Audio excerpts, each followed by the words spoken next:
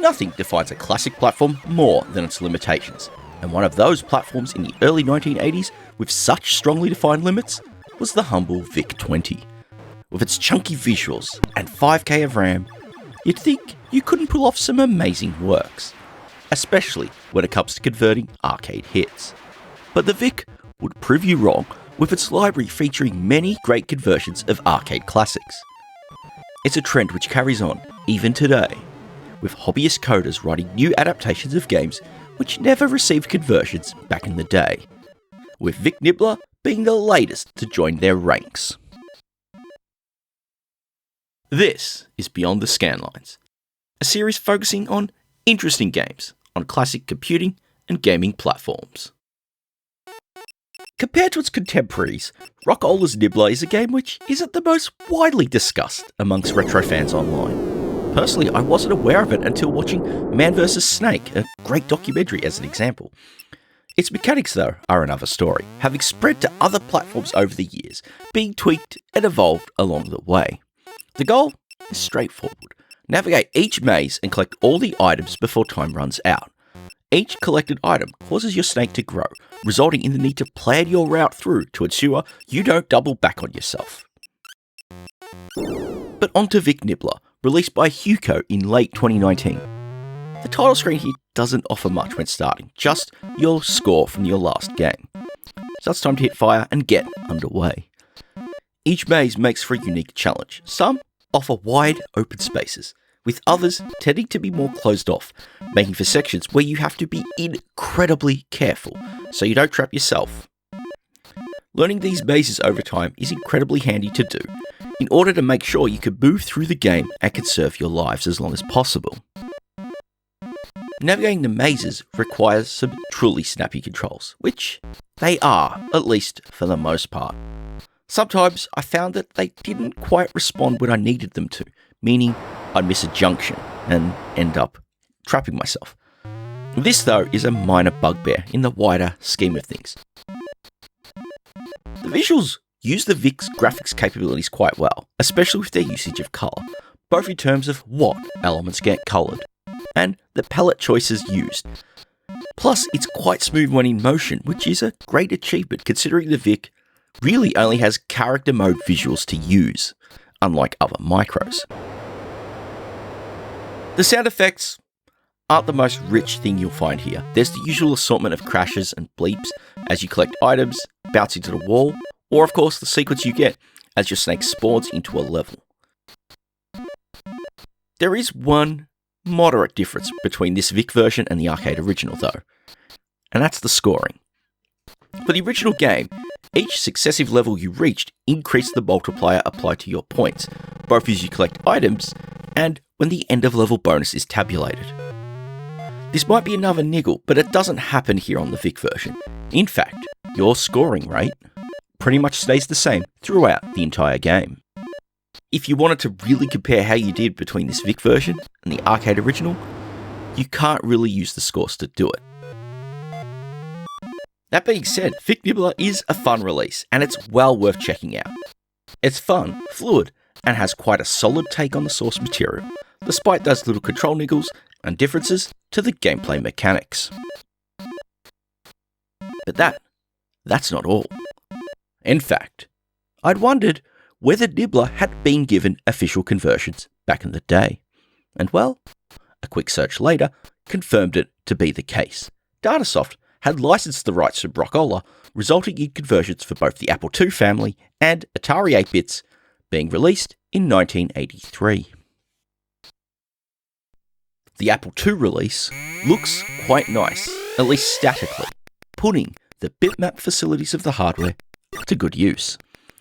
Though it's not as smooth as Vic Nibbler when moving, considering there is a larger play area in action, it's not really much of an issue. The controls are a mixed bag, with both keyboard and joystick controls on offer. Being designed for the earlier models of the Apple II line, the key layout is a little unconventional. A and Z are used to move up and down, with the left and right arrows moving you horizontally. Thankfully, you don't necessarily need to hold multiple keys down at a time to move. They just don't respond as well as I'd have liked, and you only just have to tap each one to turn at the right point. The layout is one which didn't work for me. Though, for those who are more experienced with the machine, I imagine they'll get on with them better than I did. What was a surprise to me was the joystick controls. As in, analog joystick controls. Typically, they're not the best for many arcade games, and often feeling floaty due to the increased response time over their digital counterparts as you move them to make enough travel. They do the job here quite well, feeling far more responsive than the keys, and when I was playing, I got much higher scores in the process. The audio is obviously quite limited by the Apple's speaker capabilities. They're simplistic for sure, but they convey the necessary events and actions so you know what is going on as you play. When it comes to accuracy of the mechanics though, it does feel like there are fewer level variations, at least with as far as I got into it during my time recording footage. The Snake also doesn't get its regular increase in speed. Though, when you consider the challenge induced by the rougher pacing of the visuals, I think it's forgivable, as it will become uncontrollable pretty darn quickly.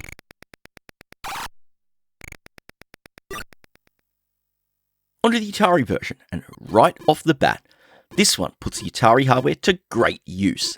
It's incredibly fluid in motion, your Snake glides across the screen, and the joystick controls are incredibly responsive as well. This is important, because as we've established from the other versions, being able to effortlessly turn your Snake at the right junction is crucial. As you progress through the game, your Snake's speed will increase, amping up the challenge in ways the other versions lack. And without the precision these controls offer, your chances of survival would slowly decrease as you progress.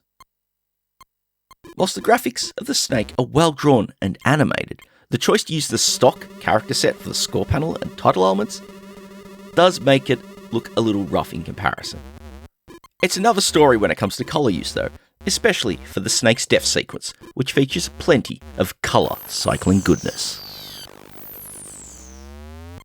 Keeping up with the arcade feel, the sound certainly does its part with the sound effects. The Pokey makes for a great companion here in terms of blasting out some noise as you play the game. The most important factor though is playability, and this one is quite a joy to play. It's the closest of this trio to the arcade game, especially with the full set of scoring mechanics included. Watching your score rise dramatically from the multipliers applied to both the items you collect and the end of level bonus really does scratch that little reward center inside your brain. That is for certain. When combined with seeing the proper increase in Snake speeds as you progress, the challenge of the original arcade game is brought over quite nicely. Learning to master those movements as the Snake's speed increases and planning the right turns to clear the level out without trapping yourself is really as engaging as you'd expect.